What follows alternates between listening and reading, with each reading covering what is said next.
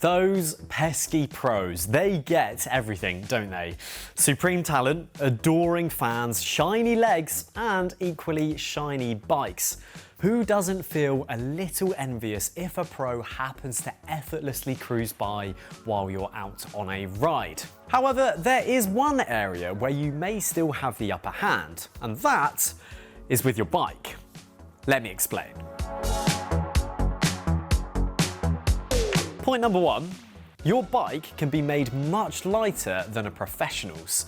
For those that don't know, all pro bikes must weigh in at above the UCI's minimum weight limit of 6.8 kilos.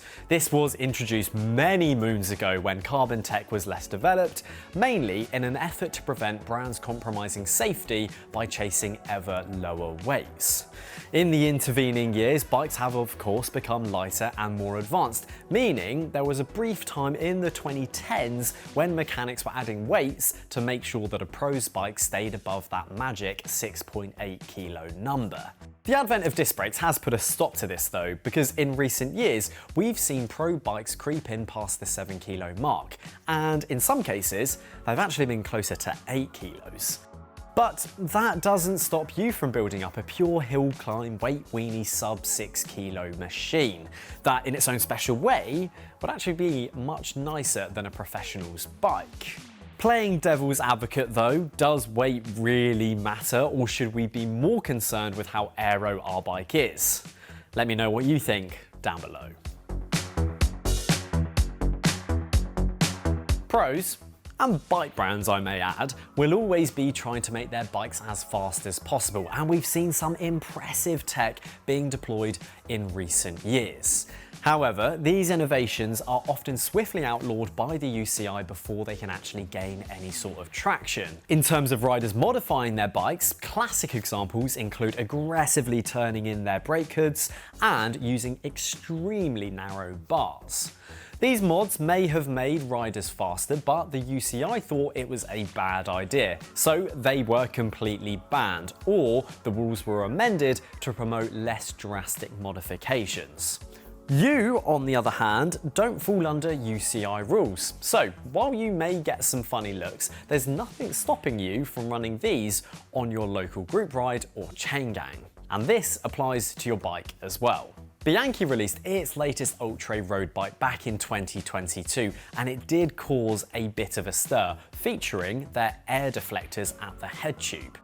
Bianchi claimed that these deflectors would make you faster. However, it only took 2 weeks for the UCI to ban them in all of their races. Again, there would be nothing stopping you from using that ultra at your local crit or time trial, apart from maybe a few funny looks. Of course, you would still need to fork out for a Bianchi ultra to go with your air deflectors, but that's just a minor detail, right? Most professional road bikes are a harmony of matched brands and components, and while there are some exceptions, often on the wealthiest and most successful of teams I may add, you'll usually find brands all owned by the same parent company on the same bike. And here's a prime example for you. Cervelo bikes and Reserve wheels all fall under the Pon Holdings group, so it's no surprise to see Team Visma lease a bike using both brands. Trek owns Bontrager, which of course means Little Trek will use Bontrager wheels. The same goes for Jayco Alula, they're sponsored by Giant, so they use Giant's components brand, Cadex, for their wheels and saddles. Now, there is nothing wrong with having everything matched, and there's no doubt the aforementioned brands do make amazing kit. But you, my dear viewer, don't have those same sponsor commitments, so you get to mix and match. Say you love the look of the Cadex wheels, but you own a Trek Madone. No one is going to stop you from running that kit, and that kind of choice can only be a good thing in my eyes. On the subject of mixing and matching, not only can you mix up your component brands, but you're also free to mix up your component tiers. Perhaps you need to replace the cassette on your worn Ultegra group set, but you don't want to fork out for the Ultegra matching cassettes. Fear not, you can just go and buy a 105 one to replace it instead. The differences are very marginal, and you will have saved a lot of money in the process. And it works the other way as well. You can upgrade individual parts if you're trying to lose some weight off of your bike. For example, putting on some fancy carbon TI chainrings on your group set. Granted, Tadej Pogačar is allowed to do this as well, but he is possibly the greatest cyclist of all time, and I suspect it's not a choice afforded to every single pro team. Either way, us punters will have a lot more choice when it comes to upgrading, or even downgrading our bikes. A pro's life can be glamorous, but they also have to deal with high levels of risk and the inevitable crashes that do come with life in the pro peloton. This means their bikes and components need to be built to be very tough so that they can withstand the odd knockdown or two. A prime example is rear mech hangers. On the regular bikes that we all ride, they are designed to break in the event of a crash.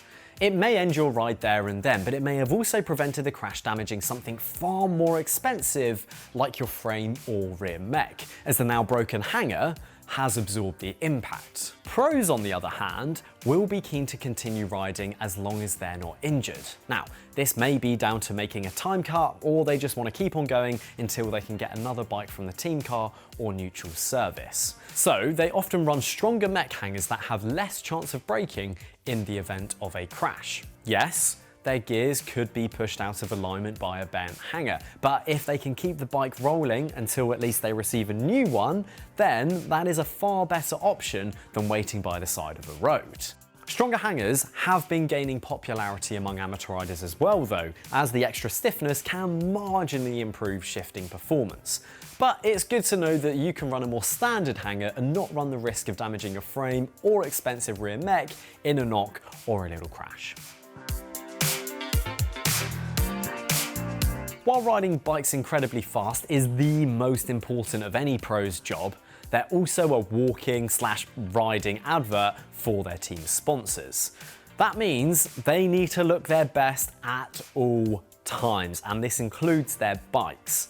Walk around any pro team area after a race and you'll see this in action, with bikes being washed, cleaned and polished, ready for the next day.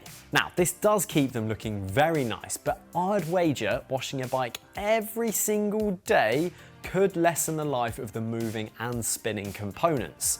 Of course, I am not saying don't clean your bike, as that would be madness, but if there's only a fine coating of dust, then it's probably better to save cleaning the components for another day and not risk covering all of your fancy components with loads of soap and water. Your bike might not be 100% spotlessly clean like a pro's, but the components will likely last a whole lot longer.